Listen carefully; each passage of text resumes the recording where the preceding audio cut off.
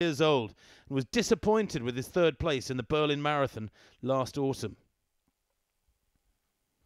Big man too, very powerfully built is Jeffrey Kipsang. And now down to what, 8 athletes I think tucked in behind Paul Miner and Gadi in this women's race. They are of course gradually dropping back behind the men, having set off together. But they are moving still at world record tempo, the ladies. They really are shifting as this men's group settles into a nice steady rhythm through this middle section of the race. They're moving at something just inside 3 minutes per kilometre. Not far inside though, as the athletes negotiate one of the few inclines in the course here. Ladies as well enjoying perfect temperatures. It was 13 degrees centigrade, by the way, when the starting horn went, what, some 20 or 25 minutes ago. Absolutely perfect for road racing. And the road surface is good, and it's generally a very flat course. Lucy Cabot, one of those, taking full advantage of this opportunity. Said to me last night that she wants to do the World Championships marathon later on this year. There's the 10-kilometre mark for the men at least, and they go through in 28 minutes 12 seconds. And that, well, it represents a slight slowing through the second 5 kilometres. Remember, 5k was 14:02. That second 5 kilometres, 14 minutes 10 seconds. The drinks being passed around from one to the other. There are drink stations every 5 kilometres.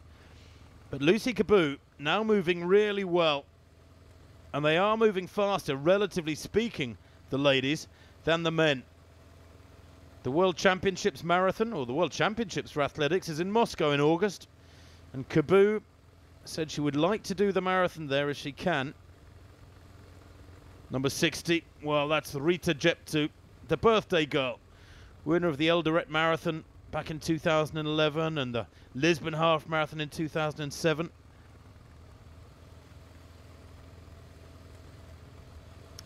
There's Cabot, approaching 10 kilometres now, these ladies, and the time is quick. Goodness me, not far outside 31 minutes it'll be as they pass under the arch. And that is world-class racing for 10 kilometres, and it's not even, remember, not even halfway in this half marathon. Well, that's fabulous. 10k there for the ladies, 31:18. And that's a big pack. There's, what, about 7 or 8 athletes there, along with Ngari. Passes Cabot a drink. Indeed, the athletes all sharing drinks amongst the 2 packs. The camaraderie is still there. I think when they reach the latter stages, there's slightly less cooperation from one athlete to the next as they realise that the big prize money and offer that has attracted so many of them to RAK on this autumn morning is coming into focus a little bit more. But number 1, Jeffrey Mutai, has been there or thereabouts throughout. He's won 5 of the 6 half marathons he's ever contested, Mutai there in yellow. He's a fabulously consistent racer. To the 4 now, Jeffrey Kipsang, the 20-year-old. He has run under the hour, 59:26 for 4th place in that very quick Hague half marathon last year. And all these ladies have run under the hour, run under the 70-minute mark rather, for the half marathon. As Cabot, now with those tight arms, punches the air in the front of this group. And I sense a slight upping in tempo here. Cabot wearing 53. The effects of that cold clearly gone. Maybe the rest has done her good. You find that sometimes. An athlete has a slight illness for a week or 2 before a major race. They come out and run, and then they're surprised when they feel very, very fresh after an enforced rest. 14. Well, that's Edwin Kipyego, the 22-year-old winner of the Delhi half marathon last September. Indeed, he's won 3 of his 5 half marathons, but he's beginning to feel it, is Edwin Kipyego, dropping away from that group. As a Miner, the gentleman in front of these athletes, the Kenyan athlete, he's 33 years old, is doing a fabulous job of holding a really good, solid tempo, just fast enough to stay close to world record schedule, but not so fast that he actually eases away from this group and they have to draw back. Well, Florence Kiplagat there, wearing 52, right on the shoulder of Lucy Cabot, but I do get the feeling that it's Cabot who is most aggressive at the moment. Well, speaking of aggressive, there we see the men. And another kilometre marker clicks by, and they have upped the tempo. There's no doubt about that. Each kilometre now coming through in well under 3 minutes. And number 6, Jeffrey Kipsang, in the grey and black kit, alongside number 9, Stanley Biwott, who was the winner of that Paris Marathon back in March and a personal best in course record, is just got his nose in front. And these 4 have eased away now. Lelisa is there, the early leader. Number 1, Jeffrey Mutai is there. That's an incredibly classy pack, and they are now operating at a significantly quicker tempo than they were through the first half of the race. They have accelerated. Well, these ladies, by the way, although they were on world record schedule through the first half, have not slowed much. There's been a slight slowing since the 10-kilometre marker. Mina and Gari, another little glance over his shoulder there, the man to the right, gradually reducing them down. There's 6 ladies there now, and to the extreme left of picture, Melkamu is struggling. The Ethiopian, who was one of the pre-race favourites, but is running here in officially her first ever half marathon. She was the winner of the Frankfurt Marathon last October, but she's been dropped now, and that is an indication of the calibre of this field and the speed they're moving at more relevantly. Very slight undulation there, but nothing really to break the rhythm of these ladies, and that's the important thing, is being able to maintain a nice steady rhythm. Heat is climbing a little bit. Good to see this camaraderie, isn't it? The Jeffrey Kipsang there has a drink, pours a little over his neck, hands it to number 9, Stanley Biwott.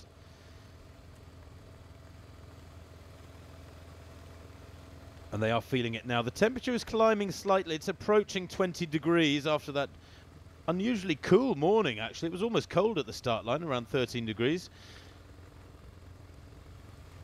But the ladies, well, intrinsically, this is the better race against the clock, because there's, 6 of them there together, and they're moving at very close to world record schedule. 59, Meseret Hailu, the world half marathon champion. We've hardly seen her, but there she is now, just tucked along, bouncing along in that lovely smooth style of hers.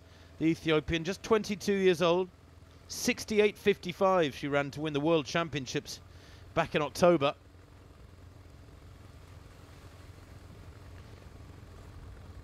Well, Kabu, deep in concentration. She can boast world-class times from 1,500 metres up to the marathon. She may need that speed too if that women's pack stays together through towards the finish line. The men, well, they've broken down a little more quickly, haven't they? 4 of them together and away. And they've left some astonishingly talented athletes in their wake, which is a clear sign that the tempo has increased. They have accelerated.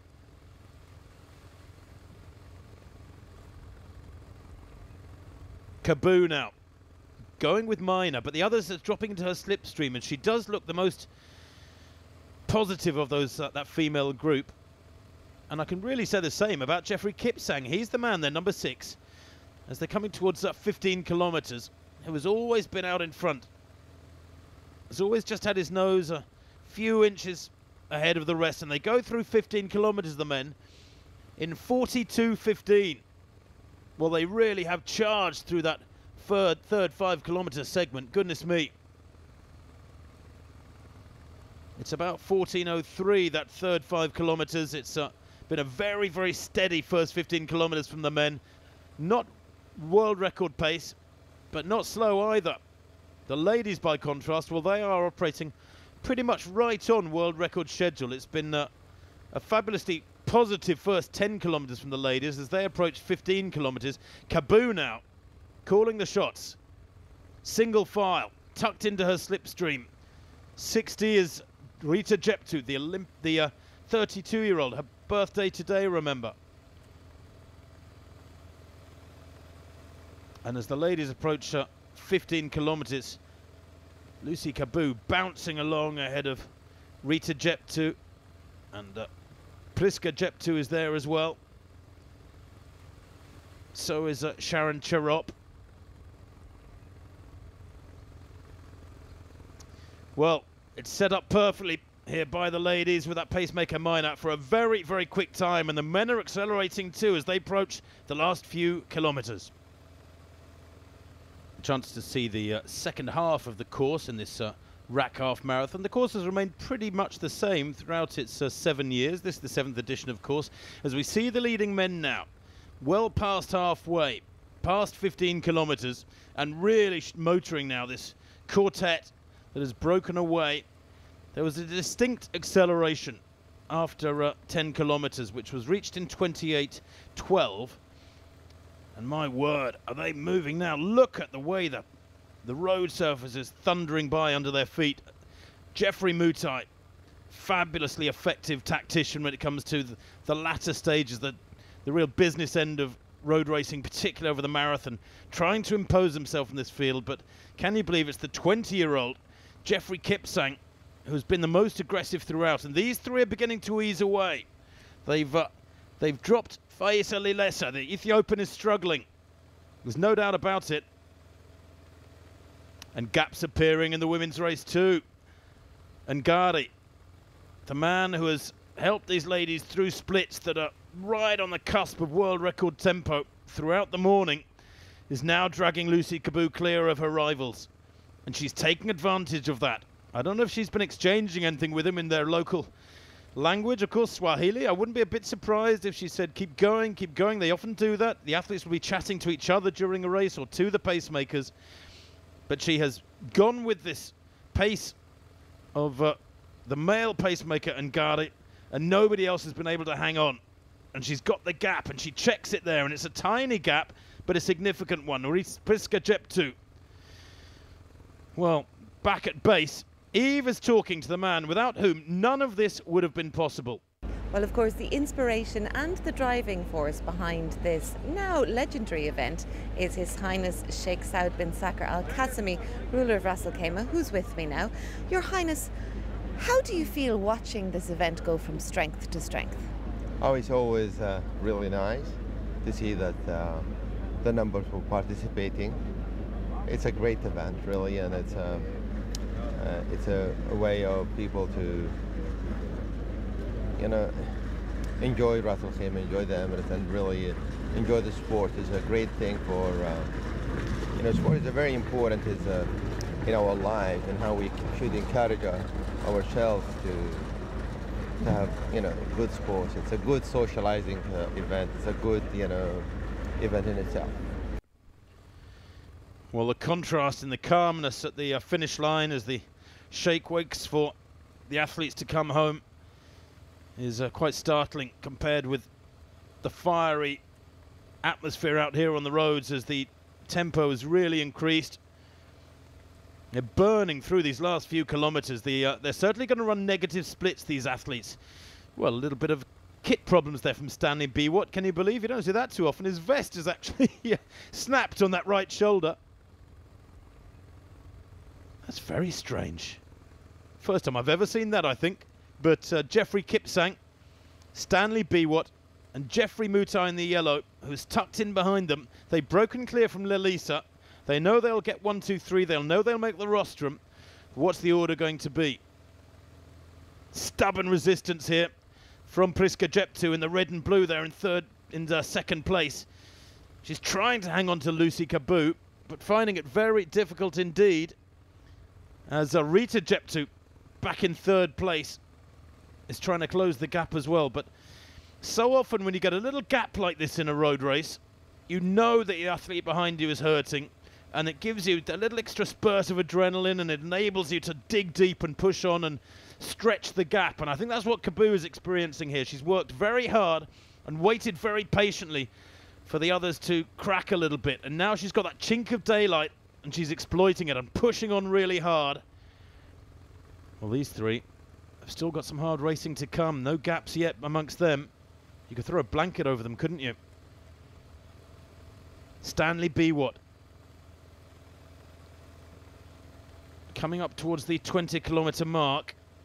Little check over his shoulder just now to see what's happening to his rivals, but he knows that Geoffrey Mutai, as they go through 20 kilometres there in 56.03. My word, that's quick. We're heading for a time of around 59 minutes, maybe even slightly dipping under that mark. You can see Lelisa in the background in fourth place, having to work very hard on his own. Well, and all these athletes back in the pack, of course, are working hard in their own way, many of them running for charity, just enjoying the cool temperatures of this Friday morning around the streets of Ras Al Khaimah. As indeed is Lucy Cabot, although with the tempo she's maintaining, one feels maybe the heat is building up in those feet. Even gaps between first and second and third, there's no doubt about it. And Priska Jeptu, who had to agonisingly see Tiki Galana on the streets of London on that course packed with spectators back in the summer, ease away from her in the Olympic marathon, has had to do the same this morning. Cabot has eased away as they go through 20 kilometres, the ladies. 62.49, and she's heading for a very special time here, is Lucy Cabot. She knows she's got a kilometre to run. Virtually the home straight. If it was on a track, it would be the home straight. Psychologically, they know these athletes. They can crank up the effort one final time with only some 3 minutes or so of hard running to come. I suppose it's easy to say, just 3 minutes of running to come, but it's going to be the hardest 3 minutes of the race for these men. It's where the race is decided. Jeffrey Mutai wears 1 in the yellow. The master of the marathon distance. Jeffrey Kipsang, the youngster to right of picture, wears 6. It's got that forward lean now. Surges, tries to break the other 2, and it has some effect because Jeffrey Mutai in yellow is losing 2 or 3 meters. Has he shot his bolt? They can see the finish line now. It's only about 600-700 meters away from them. And yet again, Jeffrey Kipsang digs deep, and it's Stanley Biwott who has to go for a couple of meters this time. Broken vest and all. The mangroves to their left, hardly moving in this very slight breeze across RAK this morning. On a glorious morning. The sun's still relatively low in the sky. The wind coming from their right, the sunlight from their right, and the finish line ahead. And Jeffrey Kipsang now digs even deeper and gets 3 or 4 meters, and he's away. And the 20-year-old is absolutely flying. He's had a marvellous last couple of years. For a 20-year-old, he's raced with such astonishing maturity this morning. He's a former World Junior cross-country champion. He's got great times on the track, and he's using that speed here this morning as he crosses the mat there about 100 meters out from the line. Look at the time too. These men are going to go under 59 minutes. He comes to the line, Jeffrey Kipsang, punches the air, and that is a fabulous win for the youngster in this 7th edition of the RAK Half Marathon. Oh my word. Biwott and Mutai in 2nd and 3rd, all 3 under 59 minutes. That's the first time that's happened anywhere in a half marathon. The Kenyans take 1, 2, 3. Lalisa in 4th. What a race in RAK this morning. Goodness me. Well, a chance to see now the top 8 in that men's race, an astonishing race in depth. 5 men going under 60 minutes. That's the first time in history that's ever happened. It is the first time that 3 men have gone under 59 minutes in a half marathon. But the quality of this race this morning will reverberate around the world of road racing. Great win there for young Jeffrey Kipsang, who's done himself no damage at all. Well, Evie, I think in shock. She is with the winner. Jeffrey Kipsang, a wonderful achievement. How do you feel now? Now I'm feeling okay. After the race, I'm happy because I've won and run my personal best. So I'm really happy and I'm feeling okay. Is this the first time you've done the RAK half marathon? Yeah, this is my first time in RAK half marathon. But what I knew that RAK is a faster, flat course. So I expected to run good time, and really I've done. The conditions was good because the weather was cool. There were no wind, and along the coast was a water point, so we used to drink water when we were running. And really the coast was flat, and the weather was good. Well, Lucy Cabot has got the gap on her rivals. Her finish is coming. The climax just ahead.